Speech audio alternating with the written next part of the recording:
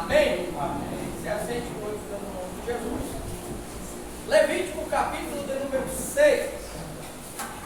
Nós queríamos nessa oportunidade falarmos sobre teologia do Antigo Testamento. E o tema que nós queríamos abordar era tipologias do templo. Levítico capítulo 6, verso 8 diz assim: falou mais o Senhor a Moisés, dizendo: da ordem a Arão e aos seus filhos, dizendo: esta é a lei do holocausto. O holocausto será queimado sobre o altar toda a noite até pela manhã, e o fogo do altar arderá nele.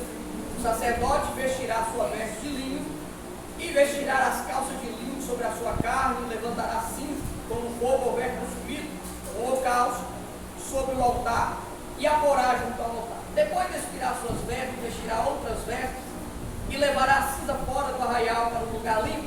O fogo que está sobre o altar terá nele, não se apagará, mas o sacerdote acenderá lenha nele cada manhã.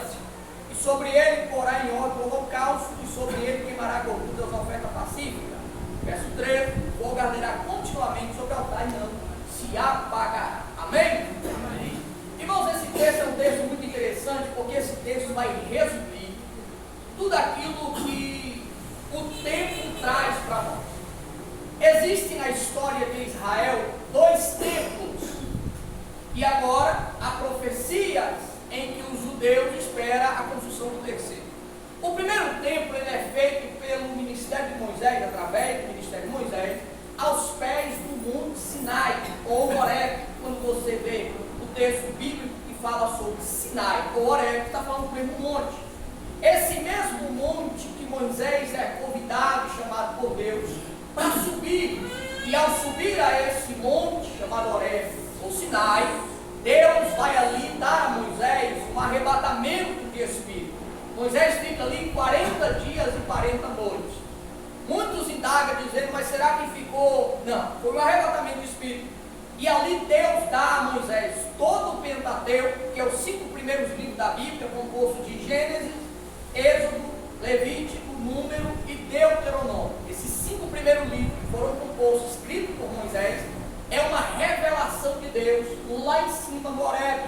Observe que Deus vai dar para Moisés revelações diante de fundação do mundo, e começa a escrever Moisés: e no princípio criou Deus o céu e a terra. Observe que Deus está revelando para Moisés coisas tão absurdas, tão imensas e ocultas, de antes da fundação do mundo.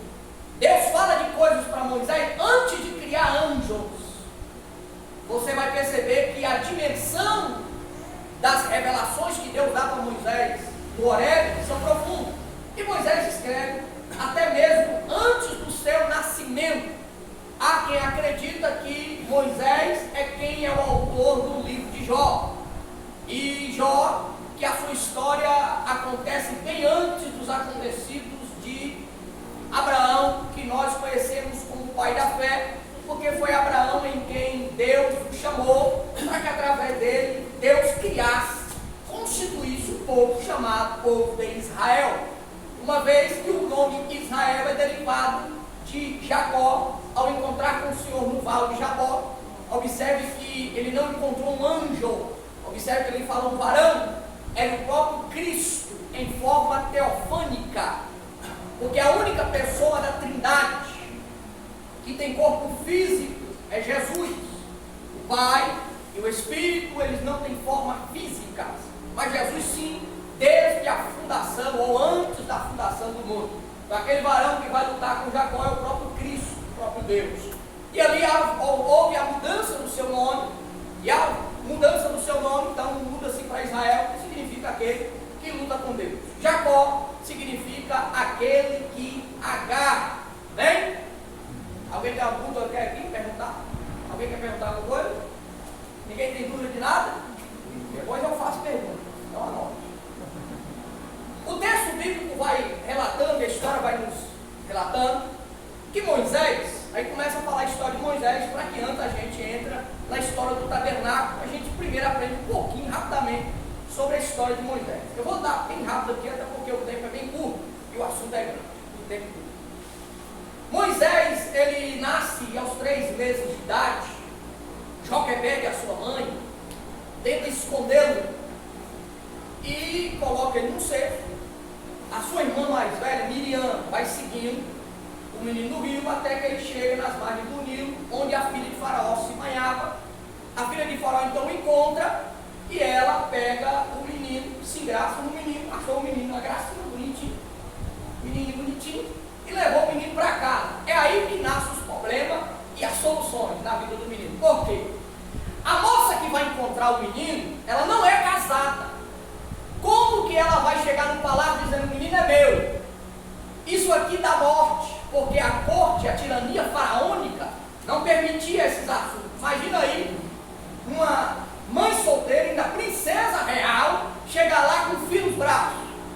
É claro que esse trem vai dar problema. Então o que é que ela faz?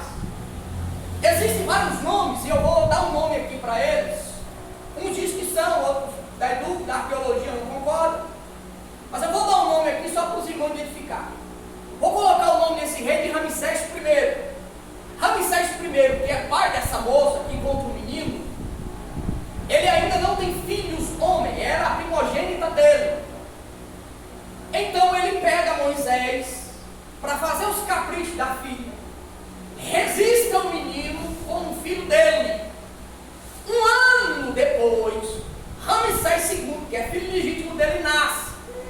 Automaticamente, quem é o primogênito do rei? Quem? Moisés. Quem é o primogênito do rei? Moisés. Na morte de Faraó I, quem é que assume o trono do Egito? Então vamos lá. Moisés vai crescendo e até os 40 anos de idade, Moisés é o quê? Egípcio. Falava que língua? Moisés estudou em todas as faculdades egípcias da época. Moisés fez todas as formações, até porque um egípcio da corte, da linhagem real, ele tinha que ser preparado em tudo. Moisés era preparado para batalhas, para general de guerra. Moisés, se fosse hoje, Moisés era promotor de justiça, Moisés era general de guerra, Moisés era advogado, Moisés era médico, Moisés era legista. O que era o legista? O cara que fazia embalsamento. Moisés, ele tinha todas as formações acadêmicas existencial na faculdade da época.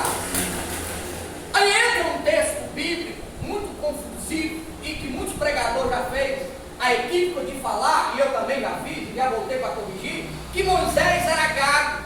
Isso não é verdade. Moisés nunca foi gago. Por que não? Vou explicar. Moisés, ele fala egípcio, e até os 40 anos de idade, a língua que Moisés aprendeu a falar é egípcia. Aos 40 anos de idade, Moisés descobre que aquela mulher, empregada de casa, era sua mãe. Mas ele descobre isso aos 40 anos. Ao descobrir isso, ele cria um amor pelo aquele povo que ele entende que era seus parentes. Eu não sei como, a história não explica. Mas a mãe a ama, a empregada de casa prova para ele que aquele povo era da sua descendência e sua parentela. Moisés cria um amor por aquele povo. E daqui a pouco Moisés vê um soldado afligindo um daquele povo. E por que ele saiu fugido depois de matar o soldado? Porque esse soldado aqui era soldado da corte real.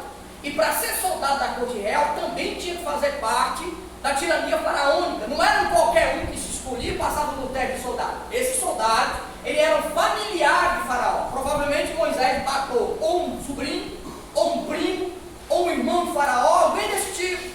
Então ele tinha que fugir porque não matou qualquer um, matou alguém da família real. Entenderam? Então Moisés sai fugindo. Aqui começa a história hebreia de Moisés. Então essa ideia de que Moisés era gago, isso não é verdade. Aí o que acontece? Quando Deus o chamou aos 80 anos de idade, 40 anos depois, Moisés sai daqui do Egito fugido, vai para a casa de Jetro, seu sogro. Lá ele aprende a cuidar de ovelha, casa com a esposa.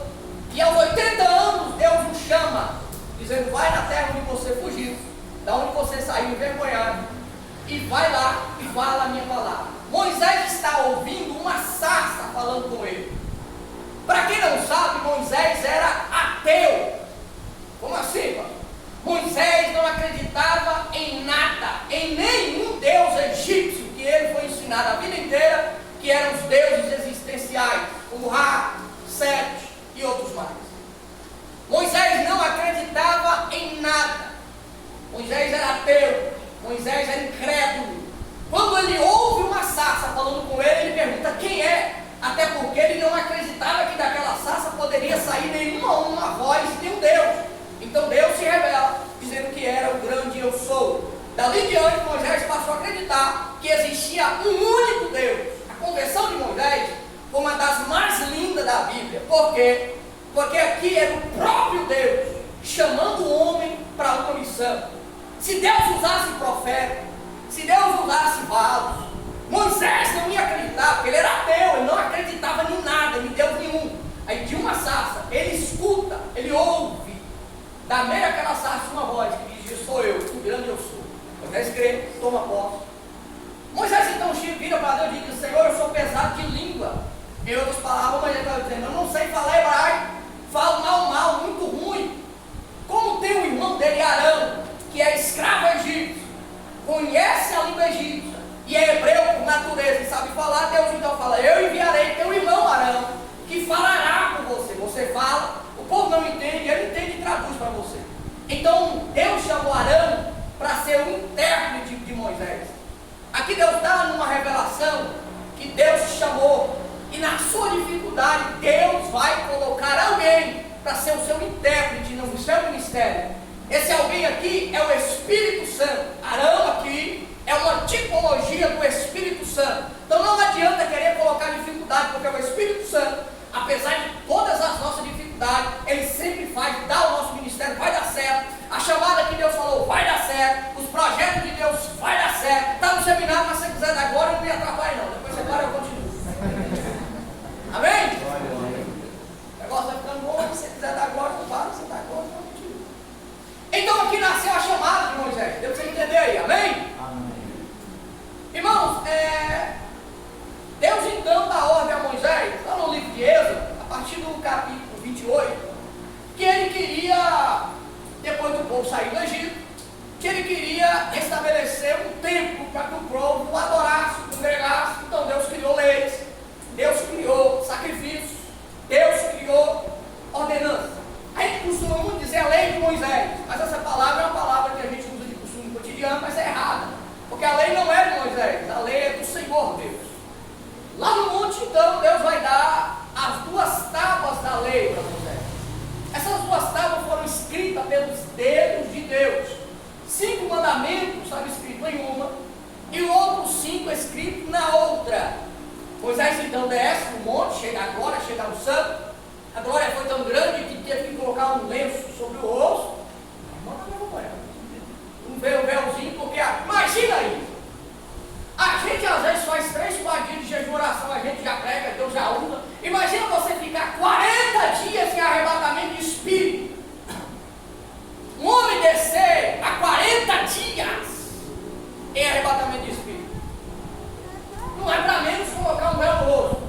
Só que o povo que Moisés estava trazendo, as pedras, ou as 2 pedras, escritas pelos dedos de Deus, o povo se desvirtuou de Deus, o povo se rebelaram, e a ira acende no coração de Moisés, ele joga as 2 tábuas no chão, quebra, e Deus diz: agora você vai escrever, eu vou te falar, e você escreve, porque você quebrou o que eu dei, agora você vai consertar.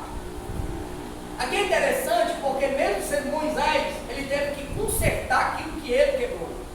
E muitas vezes a gente não quer consertar o que nós quebramos, quer que o pastor conserte, quer que os obreiros consertem, quer a esposa conserte, que o fulano conserte. Deus aqui deixa claro para mim e para você: se com Moisés não for diferente, não vai ser com nós. Quebrou, meu filho, conserte. Eu posso até te dar uma segunda chance, mas se quebrou, conserte. Por isso que Jesus diz: quem confessa dele, alcança. Prosseguir. Moisés então agora recebe de Deus as ordenanças, 5 mandamentos em uma, 5 na outra. Isso aqui vai refletir na cruz de Jesus. Porque os 10 mandamentos aqui, 5 em um, 5 em outro, vai resumir em 2. Primeira parte, que é a vertical da cruz, está falando de você para com o seu próximo. Você observa que do 1º ao 5º sempre fala do homem a Deus, amar a Deus sobre todas as coisas. Não fala o nome de Deus, irmão, e por aí vai. Do 1 ao 5 se refere a Deus. Fala da parte vertical da cruz, aquela que ficava cravada no chão do Gólgota, porque o prisioneiro não carregava a cruz inteira, o prisioneiro carregava só a parte vertical, que os seus braços eram pregados com cravos. A parte vertical, ela ficava ali cravada no Gólgota. Gólgota, que é uma montanha de pedra, e tem uma caveira. A parte horizontal que se carregava. Então a parte vertical da cruz é simbolizada no 1º ao 5º mandamento. A parte vertical da cruz é simbolizada do 6 ao 10, porque você observa que do 6 ao 10º mandamento está referindo do homem para com o seu próximo. Não matarás, é de você com o seu próximo. Não adulterarás, não usarás falso testemunho, não cobiçarás, por aí vai. Sempre trata, então, a cruz. Jesus cumpre, ele não aboliu, ele cumpriu os 10 mandamentos na cruz. E dizendo ainda, perdoa porque eles não sabem o que fazem. Amém? Alguém tem uma dúvida até aqui? Pergunte. Ninguém? Então vamos prosseguir. E agora Deus vai dar para Moisés as ordenanças como ele queria que fosse feito o tabernáculo do templo. Lembrando os irmãos mais uma vez, como disse, que esse templo aqui, esse tabernáculo, não era o templo, tabernáculo, ele foi feito aos pés do Monte Sinai. E o templo foi feito depois pelas mãos do filho de Davi, Salomão, que foi o segundo templo. E hoje eu não quero falar dos templos de Salomão, mas quero falar do primeiro, que foi o tabernáculo feito no ministério de Moisés. Era um espaço retangular, queria desenhar para mudar, um espaço retangular de 100 côvados de lateral, 50 de largura. Tinha uma entrada, esse tabernáculo era feito de madeiras, como se fossem colunas, e os seus entremeios, como se fossem as paredes, como se fosse um muro, feito de cortina, de pano. As madeiras que era colocada ali, era madeira de acácia.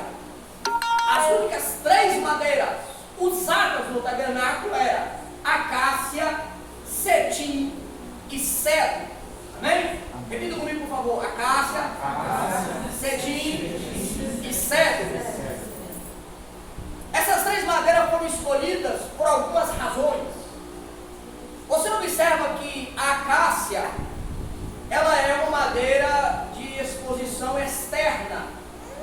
Não é qualquer ferramenta que consegue cortar uma acácia.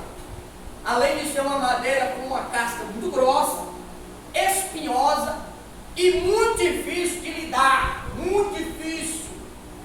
A acácia foi vista como a madeira ou a árvore mais difícil de se cortar, mais difícil de se modelar. É tanto que a acácia ela é quase imodelável.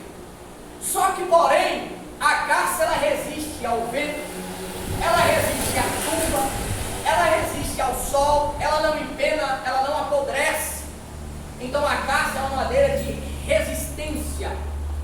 A segunda madeira que foi escolhida também para ser usada no tabernáculo é a madeira por nome cedro. O cedro ele tem uma casca fina que é fácil de ser retirada, e o cedro é a madeira que dá qualquer moldura, qualquer móvel, qualquer corte, qualquer moldura. É uma das madeiras mais fáceis de se manipular, é a madeira por nome cedro. E aguenta sol, aguenta chuva, não quanto a acácia, mas é uma resistência boa. A madeira cetim é a madeira mais frágil entre todas. Não aguenta sol, não aguenta chuva. Porém, é a madeira mais fácil de se manipular, mais leve, mais fácil de cortar. É uma madeira que não dá trabalho, nem casca tem, não tem espinho. Parece que ela vem da mata pronta para se usar. É uma madeira que dá para se fazer colunas à vista. Só chegou, te cortou, pintou, está pronto. A área, a varanda, como se diz. E você percebe que essas 3 árvores, elas falam das 3 naturezas humanas. Talvez você conhece alguém que a sua natureza na casa do Senhor é uma casca. Deus sabe a casca grossa que teve que arrancar, os espinhos que teve que cortar, a dificuldade que teve para Jesus tratar. Quem é pastor sabe do que eu estou falando. Tem crente que dá vontade de abandonar ele. Isso é verdade. Ele não abandona porque a Bíblia diz que ele não pode abandonar ninguém. Mas depois que Deus trata o crente Acácia, é um crente que passa a prova dando glória, é um crente que não desiste na prova, não reclama do momento difícil que está vivendo, é um crente que Deus usa ele na obra como sustentáculo. O crente Acácia é o crente que não vai empenar no meio do sol do deserto e nem quebrar no meio da tempestade.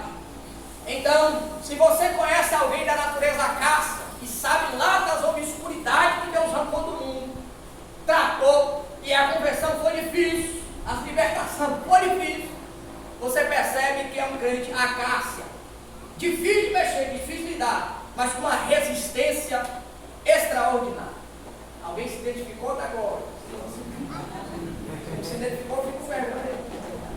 Tem aquele outro que é o crente cego. Você percebe que tem pessoa na igreja que ele tem facilidade de trabalhar em qualquer área da igreja. Já percebeu isso? É a pessoa que aceita Jesus e você coloca para louvar, vai dar certo, vai dirigir, vai dar certo, vai ensinar, vai dar certo, para pregar vai dar certo, pastorear vai dar certo, ser pastoreado vai dar certo. Alguém que tem a natureza cego é alguém, como a gente costuma dizer popular, pau para toda, é o crente cego. Mas aí vem o crente cetim, que é totalmente o contrário do crente Acácia. O crente cetim, ele já vem do mundo, ele começa a visitar a igreja e parece que ele já é crente. Ele não tem vício ruim, ele não dá trabalho, ele não é rebelde. O Acácia é rebelde, enfrenta a gente, quer ser certo. O crente cetim não, ele não tem rebeldia, ele parece que já vem do mundo, já crente. Você olha para o sujeito, ele fala, você fala, já é crente, já é crente da igreja. Não decidi ainda não. Você percebe que essa pessoa é fácil de lidar, é alguém de natureza dócil, contrário do Acácia, que é nervoso, bravo. Você percebe que o crente cetim, ele é fácil de se manipular. Mas o problema é que o crente cetim não aguenta prova. O crente cetim não aguenta vento. Conhece alguém assim? Não aguenta tempestade. Se colocar no sol, empena. Se colocar na chuva, quebra. Então Jesus tem que ficar assim com o crente cego. Se falar, se o ensinamento for forte, ele não vai embora. Se você chamar a atenção, ele chora. Fala que você bateu, que você espancou.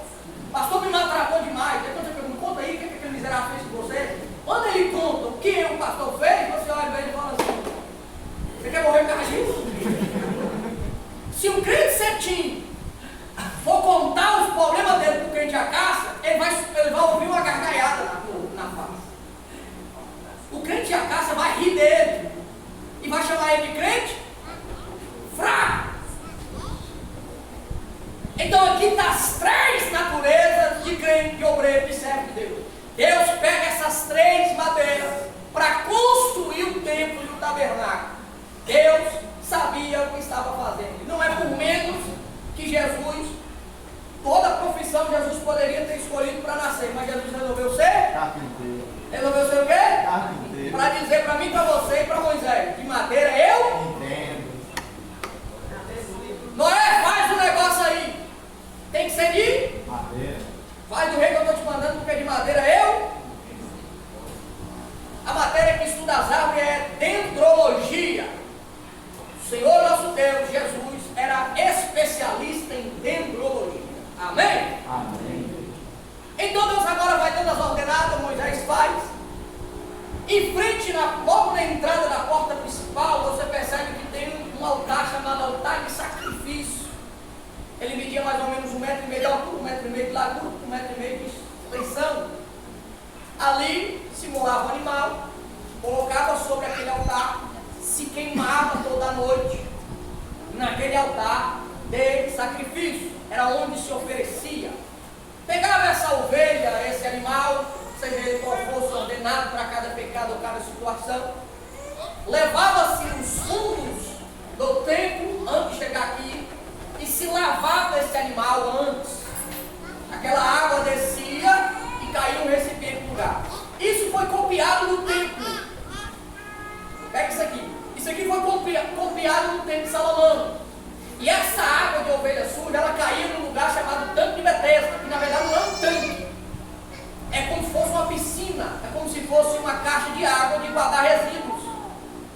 Então Roma cria uma falsa ideia, uma mentira, que todo mundo que tomasse banho ali ia sarar de enfermidades. A mentira que Roma inventou, não existe evidência de que antes ia.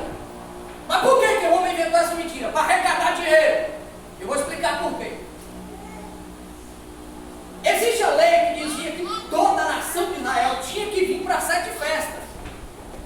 Levítico 23 diz que existia 7 festas. Primeira que é a festa da Páscoa, segunda festa dos pães ázimos, terceira festa da primícia, quarta festa do Pentecoste, quinta festa da trombeta, sexta festa da expiação e a sétima festa do tabernáculo da semana. Quando o povo vinha, eles traziam oferta, traziam prata, traziam ouro, traziam dinheiro. E isso o sacerdote, com as malandragens, dividia isso com Roma. Então não via festa, era perda de arrecadação. Vamos criar um negócio, eles fazem a lei e nós arrecadamos o negócio. O povo vinha para a igreja, né? Isso foi estabelecido logo depois que Roma implantou o seu reinado sobre Israel, dominante. E quem tinha pessoa deficiente deixaria de vir? Não, então vamos criar uma ideia. Não pode entrar no templo porque quem tem deficiência física ou mental não pode participar do culto, não entra na igreja. Então a gente vai criar o quê? O tanque. Os enfermos vão para o tanque, enquanto os familiares vêm para a igreja, trazem o dinheiro para o templo. A arrecadação acontece, ninguém fica em casa porque tem a ideia do doente da sua casa. Então, ao invés de ficar em casa cuidando do doente, traz o sujeito para o tanque, porque o anjo vai descer. Mentira, o anjo não descia, nunca desceu. O anjo vai descer, vai movimentar a água e o milagre vai acontecer. O único milagre que acontece no tanque de Betesda, arqueologicamente provado, é o do paralítico, mas não foi o anjo que fez, foi o próprio Jesus que foi lá e mudou a história. Amém? Então, que deu para você entender o que era acontecido com essa água que as ovelhas se lavavam. Lavava a ovelha, trazia para o altar de sacrifício. Logo na frente tinha a bacia de prata, que é chamada de mar de bronze. Tinha 12 molhos, essa bacia era colocada em cima, onde os judeus, os sacerdotes, se purificavam antes de entrar no templo. Quando se entrava no templo, do lado direito, né, dentro do templo, que era fechado, cortina, era um lugar abafado. Depois da cortina tinha o Santíssimo Lugar, e logo depois que entrava para essa parte chamada Tenda da Congregação, que era uma casinha fechada, né, de 10 côvados, 10 por 10, 5 côvados dividiam o Santíssimo Lugar do Santo. Então, quando o sacerdote ali entrava no Santo Lugar, do lado direito tinha a mesa de cedro, revestida de ouro, né, banhada de ouro, né, e em cima dessa mesa tinha 12 pães, cada pão simbolizando uma tribo de Israel. Tribo de Rubens, deixa eu ver se eu consigo lembrar de tudo. Rubens, Simeão, Levi, Dan, Zebulon, Gad, Azer, Naftali, José, Benjamim. Falei todas? Falei quantos aí? Zebulon. Acho que você falou todos. Bora repetir de novo. Rubens, Simeão, Levi, Judá, Isacar, Dan, Gad, Azer, Zebulon, Naftali, Isacar, José e Benjamim. Falei, então falei, tá bom. E aí os 12 pães simbolizavam essas 12 tribos. E vai dar tempo, eu não sei, tá, vamos lá. E do lado esquerdo, para clarear a casa, tinha o castiçal de ouro, o candelabro, o menorá. E esse menorá ele tinha 7 lâmpadas. Ele tinha mais ou menos 1,5 metro de altura também. Tinha 7 lâmpadas, 7 braços. Eu ia querer fazer um desenho, mas os irmãos, não sei se já viu o desenho do candelabro, depois vocês pesquisam no Google. E ali colocava-se azeite e colocava-se fogo. Então, quem clareava essa casa escura era o candelabro, o candeeiro. Aqui você tem a mesa com os pães, que simboliza a Santa Ceia do Senhor, comunhão. Você tem aqui o candelabro, que é o próprio Espírito Santo clareando a casa. Se ele sair, a casa se escurece. Então ele quem clareia e aquece a casa. Observe que durante o dia o deserto, porque aqui é deserto, durante o dia o sol é escaldante, mas durante a noite tem frio, é inverno. Deserto é assim, de dia sol, de noite inverno. Então esse candelabro, ele tanto clareia quanto ele aquece a casa. Se o Espírito Santo não estiver na nossa vida é uma casa escura e gelada. sacrifício simbolizando Jesus na cruz, mar de branco significando batismo nas águas, purificação. Tem um véu, e antes do véu, bem encostadinho no véu, você tem o altar de incenso.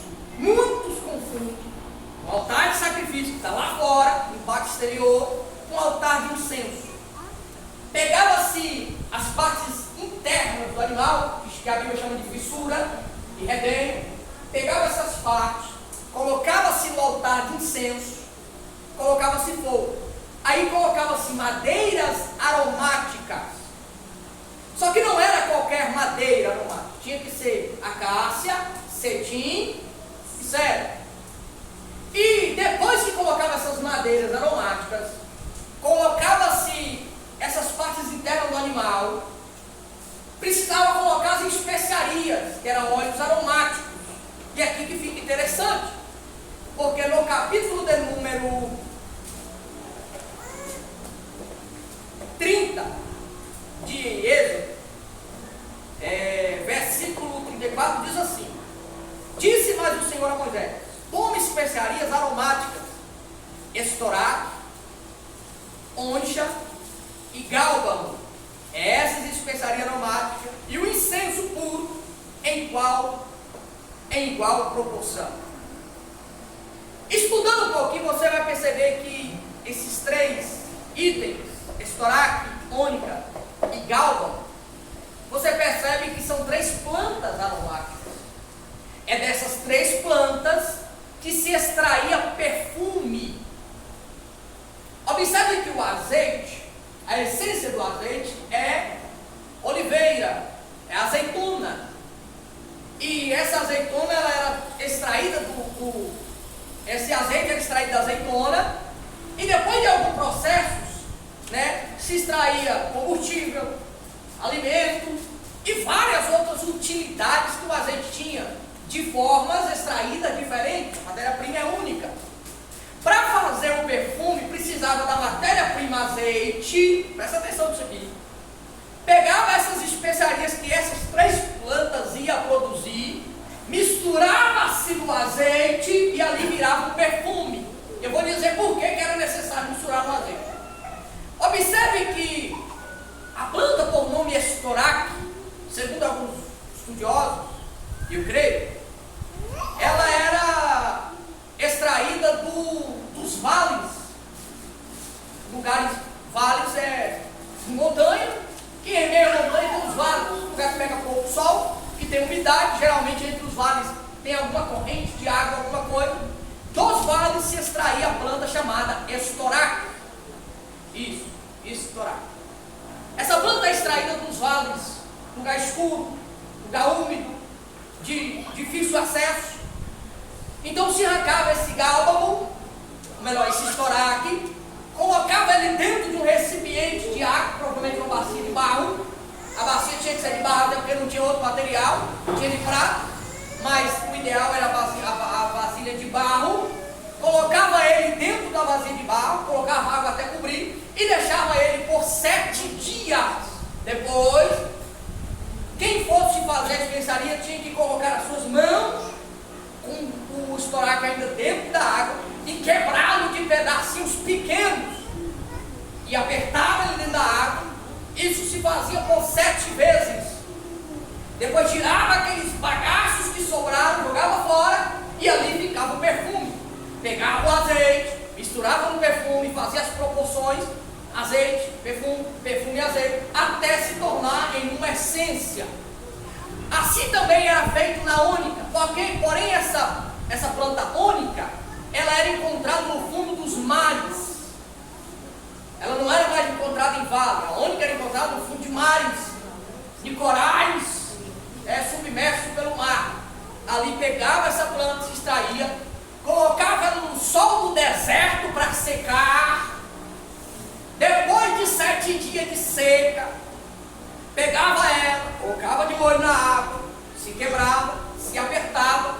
3 dias depois de molho, ela soltava o perfume, tirava os bagaços, não presta, jogava fora. Porque toda a nossa vida que não presta, Jesus arranca e joga fora. Se você está chorando aí por causa de um sentimento ruim ou por causa de um relacionamento que deu errado, meu filho, é porque porque era bagaço. Jesus arrancou e jogou.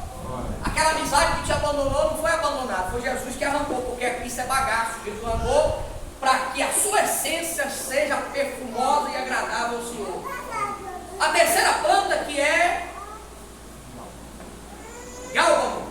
O gálbano era colocado também dentro da água, só que o gálbano era colhido no deserto. Primeiro era colhido nos vales, segundo era colhido no profundo mar, e o terceiro era colhido no deserto. Então tirava-se ela com raiz de tudo, colocava-se na água, no outro dia de manhã se apertava, se quebrava, jogava tudo, prestava fora e ali deixava a essência. Misturava-se azeite, azeite com perfume, perfume no azeite, virava a essência de perfumaria. Quem entendeu diz amém. Amém. Agora vamos entender isso aqui. Por que Deus fez isso? Para que Moisés entendesse. Porque essas três plantas aqui é mais uma vez a simbologia das três naturezas de crentes dentro da igreja. Eu não sei de onde Deus te tirou, se foi do profundo dos mares, se foi do deserto ou se foi do vale, mas de uma coisa eu sei, Jesus te arrancou de lá, para que você extraísse na obra e na casa do Senhor o excelente perfume da glória de Deus. Aleluia. Mas se a planta já dá o perfume, pastor, por que o azeite? Simples. Porque sem o azeite é só perfume, borrifa e o cheiro logo acaba, porque não tem essência, não tem fixação. É por isso que para louvar aqui tem que ter o Espírito Santo, porque só vai bonito, os caras cantam no trio. Só falar bonito não é pregação, porque os caras dos palanques das políticas não ganham nunca, pastor. Os caras falam bonito demais e ganham nosso voto me tirando ainda. Aqui tem que ter azeite, pode até falar bonito, pode até estudar oratória, mas se não tiver azeite, é palavra ao vento, é o tino que sim, é o sino que tine. Pode até ter voz bonita, mas se não for para Jesus, é só perfume, cantou, acabou, cantou uma conta. E por que nós fazemos e acontece e Deus faz milagre? Porque não é só a essência do perfume, Jesus coloca o azeite do Espírito. E aquilo que você faz vai ter uma grande produtividade. Aleluia. Amém? Amém. Então pegava-se esses perfumes, misturava em azeite, e agora colocava sobre a madeira, colocava fogo. Então o altar de incenso era incumbido de perfumar e deixar na casa abafada um cheiro agradável. A casa é fechada. Repita comigo, a casa é fechada. A casa é fechada. Se a casa é fechada, você já sabe que é dona de casa, que aquele cheiro abafado fica. Então, para aquele cheiro abafado, observe que o telhado é de pele de animal. Então você percebe que as paredes são de pano, de linho fino. Então você percebe que o cheiro não é agradável. De dia é um sol escaldante, de noite é um frio esquisito. Então algo precisa perfumar essa casa, o interior dessa casa. E o que perfuma o interior da nossa casa é o altar de incenso, que significa oração. Você pode pregar muito, mas se não tiver oração, a casa está abafada, o cheiro está esquisito. É a oração que tira os odores do nosso interior, da nossa casa. Se o homem de Deus, a mulher de Deus não tiver oração, os odores vão tomar conta. Os odores da iniquidade, do pecado, da transgressão. Quando a gente perde a essência da oração na nossa vida, os odores do deserto, do frio, do sol, e se você não teve a infelicidade de chegar no meio do verão com sua casa fechada e adentrá-la, você vai ver aquele vapor, aquele odor que vai surgir lá de dentro. É assim quando o homem que não ora abre a boca dentro da igreja ou fora dela. Só vai sair, por isso que a Bíblia diz, da boca sai o que o coração está. Mas quando o coração, o altar de incenso está aceso, está fumegando, você percebe que da sua boca vai sair palavras que edifica, exorta e consola. Essa é a essência da profecia: exortar, consolar e edificar. Amém? Amém. Agora vamos concluir, tem muita coisa ainda. Logo depois do véu,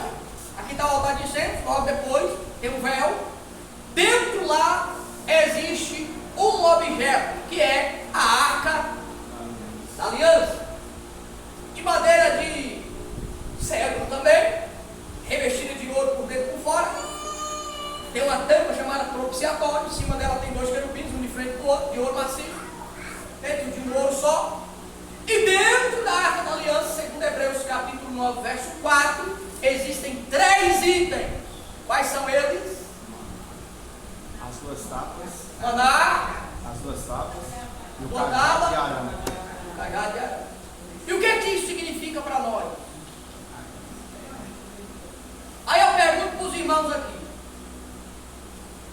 Você encontra aqui na arca, você encontra em todo o tabernáculo nós sempre está por ali. Está lá fora nas tábuas, você tinha a caça de cedro. Você percebe nós aqui no altar de incenso, porque Deus usa nós para perfumar a casa, coloca a essência do Espírito, perfume é nosso, é o talento que Deus te deu, é a chamada. Mas se não tiver azeite não fixa, então Jesus coloca o Espírito Santo para que nosso perfume preste, porque se o Espírito Santo sair, nosso ministério não serve para nada, nossa pregação, nossos estudos, nossa teologia não serve para nada.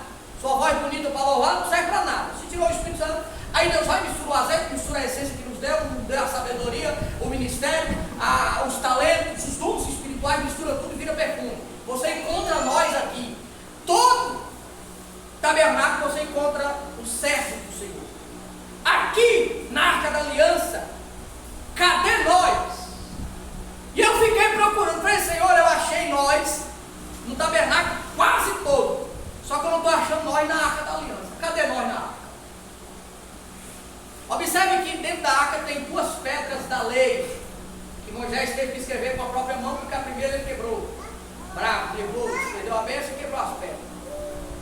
Então, Moisés escreveu, eu entendo que essas 2 tábuas da lei simbolizando o próprio Deus, Pai, Criador das leis, legislador e Criador das leis.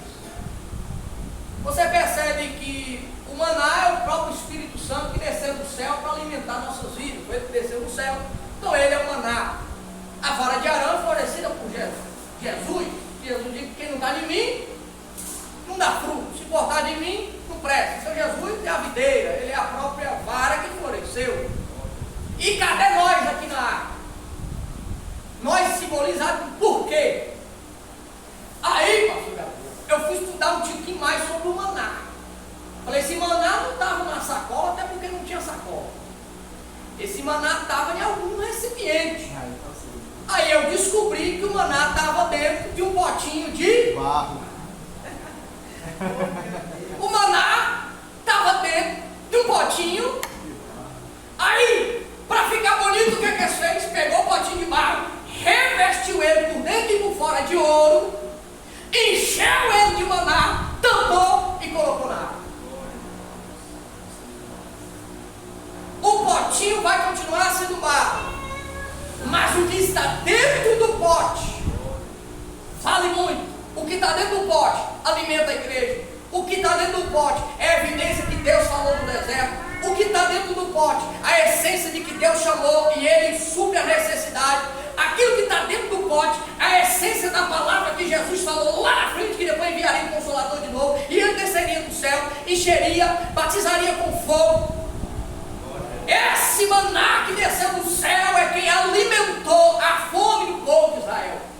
E ele está onde? Dentro de um mísero potinho. Cadê nós? Nós somos o potinho. Aí Jesus vai lá em Jeremias e diz assim: vai lá na olaria que eu vou te mostrar um negócio. Não sois vós barro na mão do oleiro, ó casa de Israel. A Arca da Aliança é a presença de Deus, é a casa do Senhor também. E nós estamos aonde?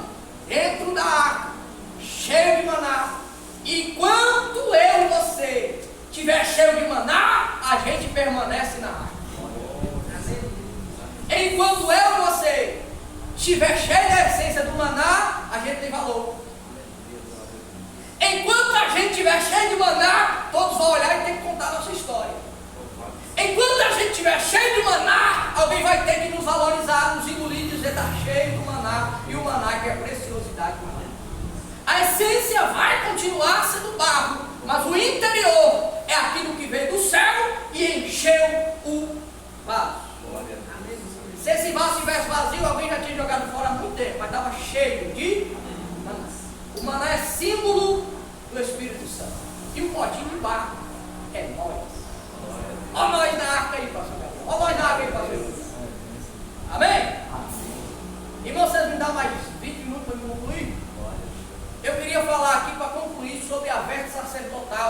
interessante, até porque o assunto que nós lemos, Levítico 6,13, fala sobre o sacrifício em prática, fala sobre o sacrifício acontecendo.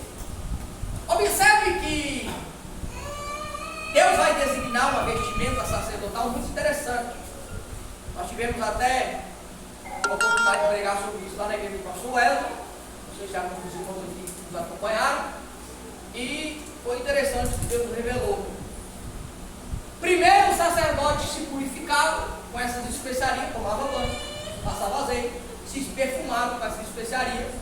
Primeiro ele colocava, a primeira vestimenta que ele ia colocar, depois de ter tomado banho, era um calção branco, que ia dos lombos. Lombo na Bíblia não é as costas e sim a cintura. Toda vez que o termo bíblico fala sobre os lombos, cingir nosso lombo é a sua cintura. Então ele vestia um calção branco que ia da sua cintura até o joelho. Sobre esse calção branco, ele vestia uma túnica branca que ia das mãos até os tornozelos, uma túnica branca que incluía o corpo inteiro. Alguém quer perguntar alguma coisa? Depois, sobre essa túnica branca, ele vestia uma túnica azul celeste, que ia do antebraço até o meio da canela. Essa túnica azul, ela vinha com engaste na sua orla, que é a barra embaixo, com engaste de linho fino, de ouro, com engastes e com sinos. Em cima dessa túnica azul celeste, ele vestia um colete, que é conhecido na Bíblia como éfode, de linho fino, com fios de ouro. No peitoral desse éfode, 12 pedras preciosas, cada uma simbolizando uma tribo de Israel, concernente ao que Jacó falou no capítulo 49 de Gênesis, antes de morrer, dando significado à vida dos seus 12 filhos. Ali simbolizava a natureza de cada tribo. Do lado direito, uma pedra preciosa chamada Urim. Tinha hora que ela estava do lado direito, outra que ela estava sobre o ombro. Do lado esquerdo, outra pedra preciosa chamada Tumim. E todas as vezes que o sacerdote adentrava o Santíssimo Lugar, ele precisava ir com essas pedras. Ao sair de lá, essas pedras, Urim e Tumim, elas se acendiam, porque nelas, nas duas, estava escrito o alfabeto hebraico. Então, quando era tempo de guerra, respostas a serem buscadas da parte de Deus, o povo convocava os anciões convocavam o sacerdote, e também o sumo sacerdote que usava essa vestimenta, para que a consultasse a Deus. Quando se consultava ao Senhor, o sacerdote, depois de ter entrado no Santíssimo Lugar e ouvido Deus, ele saía e automaticamente as respostas estavam escritas, acesas, com letras de fogo, nas pedras Urim e Tumim. Logo você percebe que quando o sacerdote saía de dentro do Santíssimo Lugar, todo mundo ficava com o olho fitado nele. Por quê? Porque quem veio nessa reunião precisa de uma resposta de Deus. Então quem veio precisando de uma resposta não estava aberto a distrações. Não fala comigo, não cochicha comigo. E todo mundo esperando, de olho aberto, olho arregalado, para ver que hora que o sacerdote ia sair, para todo mundo esperando a sua resposta. Está todo mundo olhando para ele. Você percebeu a magnitude dessa vestimenta? Todo mundo queria usar essa roupa, mas quem poderia era só o sumo sacerdote em uma época do ano, que era a época do sacrifício da expiação, que é a sexta festa. Todo mundo queria usar essa roupa. Sobre a sua cabeça tinha uma mitra, que era tipo uma touca, e na placa estava escrito santidade ao Senhor. Né? Uma placa de a cor azul simbolizava o céu, a dimensão celestial, que Paulo fala sobre o terceiro céu. Então a vestimenta, as brancas simbolizam a santidade, a azul simbolizava o celeste E o peitoral simbolizava a comunhão com Deus. E o itumim era Deus trazendo a resposta. E a placa escrita até santidade ao Senhor. Né? E conseguia dar seu significado. Você quer perguntar alguma coisa? Alguém? Ou se não perguntou nada, ou a explicação está muito clara. Tá boa, tá boa. Ou o irmão já está Tá boa, tá boa. bem sabido no assunto. Alguém quer perguntar alguma coisa? Pergunte. Só que sem repetir aquela da cruz, da vertical e horizontal. A parte da cruz. Da primeira, a quinta, da sexta, a décima. Os mandamentos são Do primeiro ao quinto mandamento, fala do homem para com Deus, que simbolizando a parte vertical da cruz de Jesus. Do 6 ao 10, o sexto mandamento, ao 10, fala do próximo para com seu irmão, que simboliza a parte vertical da cruz. Então Jesus não aboliu a lei, ele cumpriu ela na cruz. Que quer dizer, a primeira pedra se resume a amar a Deus sobre todas as coisas, e a segunda, que se resume, segunda pedra, amar o seu próximo como a ti mesmo. Jesus tanto cumpriu a cruz sendo servo e obediente até a morte e morte de cruz, Filipenses capítulo 2, verso 5 diz, e foi obediente até a morte e morte de cruz, pelo que Deus o exaltou soberanamente e lhe deu um nome que é sobre todo nome. E aí, vem amar o próximo como a ti mesmo. Jesus, com as suas próprias palavras, ele diz, Pai, perdoa porque ele não sabe o que faz. Como é que alguém está aniquilando sua vida e você está dizendo que não sabe? Então ali, não é porque ele não sabia, não é que Jesus estava dizendo que eles eram todos, não sabiam. Jesus estava dizendo assim, perdoa, porque eu estou liberando o perdão. É um resumo, né, meio com meio de tradução, mas enfim. Amém? Deu para entender, querido? Quer perguntar alguma coisa? Cara, vocês não pegam, vocês não falam